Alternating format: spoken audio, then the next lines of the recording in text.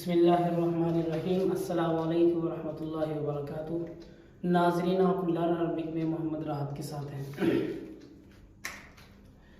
پچھلے سبق میں ہم نے پڑھا تھا کلمے کے بارے میں، کلمہ معنی دار لفظ کو کہتے ہیں، اور کلمے کی قسموں کے بارے میں۔ کلمے کی 3 قسمیں ہوتی ہیں: اسم، فعل، حرف۔ اور پچھلے سبق میں نے آپ کو اس کی تعریف بتلائی تھی، اسم جس کے مستقل معنی ہو اور تینوں زبانوں میں سے کوئی زمانہ اس کے اندر نہ پایا جائے۔ اب آگے کی سبق کی بات کرتے ہیں۔ آج کے سبق میں آپ کو پڑھاؤں گا اسم کی علامتوں کے بارے میں۔ آج کا ہمارا ٹاپک ہے اسم کی علامتیں۔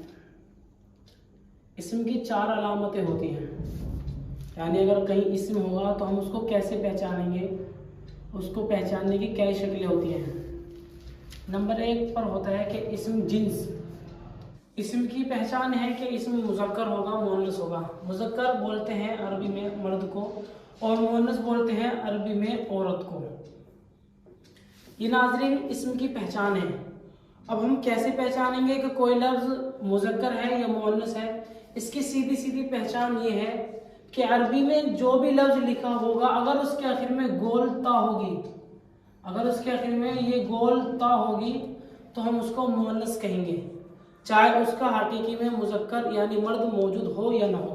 جیسے ہم نے ایک لفظ دیکھا مرآتن، مرآتن آئینہ، مرآتن آئینہ، یہ لفظ مؤنث ہے۔ کیوں؟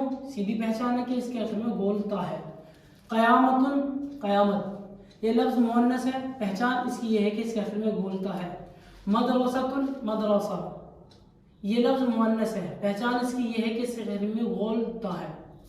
ساعتن، گھڑی، اس کی پہچان یہ ہے کہ اس کے آخر میں گول تا ہے۔ اسی طریقے سے ہمارا رسالتن، خط، یہ لفظ بھی مؤنث ہے اور اس کی پہچان یہی ہے کہ اس کے آخر میں گول تا ہے۔ اب آئے ہم بات کرتے ہیں دوسری قسم کی۔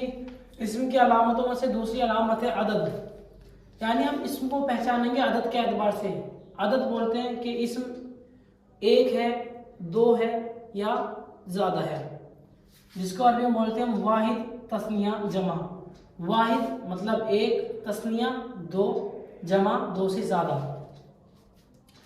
اب ہم نے کوئی بھی لفظ لیا، جیسے میں کہوں مؤمن، مومن، کاذب، جھوٹا، کاذبۃ، جھوٹی، تو یہ لفظ واحد ہے، ایک لفظ ہے، ایک کے لیے بولا جا رہا ہے، تو یہ اسم ہے۔ اب اس کا تثنیہ جو ہوگا ہم کہنے لگے مؤمنانی، اسی طریقے سے کاذبانی، اسی طریقے سے کاذبتانی، تو یہ لفظ ہوئے ہمارے تثنیہ۔ اور ناظرین تثنیہ کی سیدھی پہچان یہ ہے کہ اگر کوئی لفظ ہے، واحد ہے کوئی لفظ، اس کے آخر میں ہم الف اور نون کسرے کے ساتھ اگر ہم زیادہ کر دیں تو وہ لفظ تثنیہ بن جاتا ہے، یا پھر اسی طریقے سے یا اور نون کسرے کے ساتھ ہم زیادہ کر دیں تو وہ لفظ تثنیہ بن جاتا ہے۔ جیسے میں نے مؤمنون کو بنا لیا مؤمنانی، کاذبون کو بنایا کاذبانی، اسی طریقے سے کاذبین۔ جمع کی پہچان یہ ہے، جمع بولا جاتا ہے 2 سے زائد جو بھی ہوں گے ان سب کے لیے جمع ہی بولا جائے گا۔ اب جمع کی پہچان یہ ہے کہ کوئی بھی اگر اسم ہے، کوئی بھی لفظ ہے، اس کے آخر میں ہم واو اور نون کے فتحے کے ساتھ اگر ہم اضافہ کرتے ہیں تو وہ لفظ جمع بن جاتا ہے۔ جیسے میں آپ کو بتاؤں، یہ ہے مؤمنون، مؤمنون سے ہمارا بن گا مؤمنون، مؤمنون سے مؤمنون، تو یہ لفظ کیا ہو گیا ہمارا؟ جمع۔ اسی طریقے سے کاذبون سے کاذبون، یہ لفظ ہو گیا جمع۔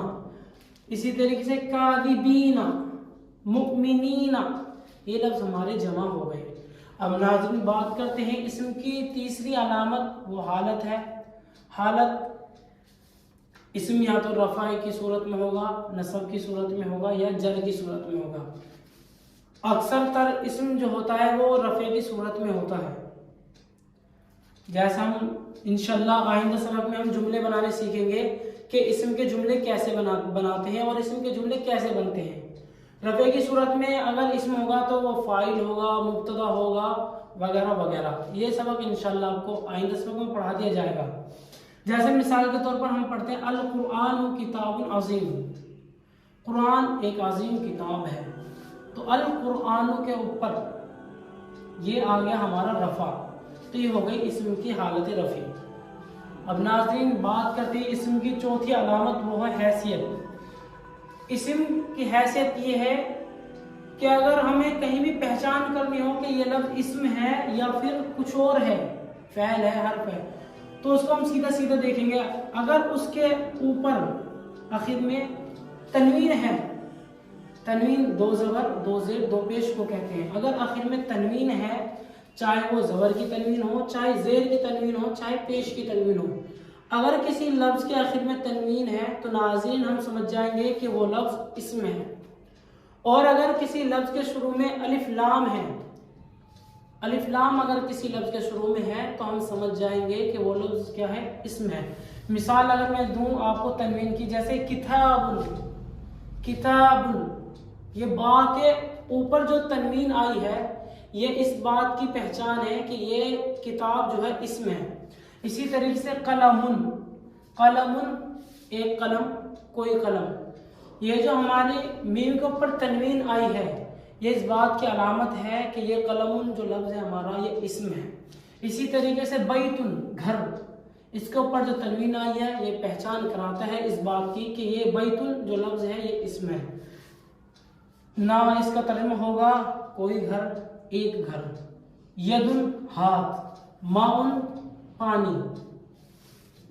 ناظرین اب اگلی مثال اگر دیکھیں ہم الف لام میم کی، الف لام کی، اگر ہم اسی کے اوپر کتاب کے اوپر ہی الف لام داخل کر دیں تو ہم پڑھیں گے الکتاب، الکتاب، الکتاب کتاب، القلم قلم، البیت، البیت، البیت گھر، الماء پانی۔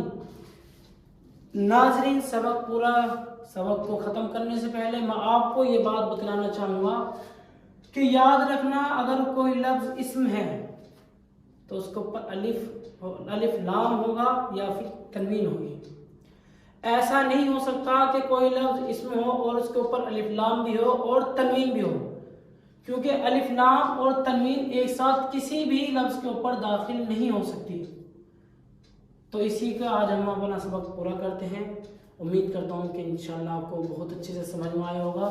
آئندہ سبق میں انشاءاللہ آپ کو جملے بنانے سکھائے جائیں گے، جملے کیسے بنتے ہیں اور جملہ کیا ہوتا ہے۔ فقط والسلام، السلام علیکم ورحمۃ اللہ وبرکاتہ۔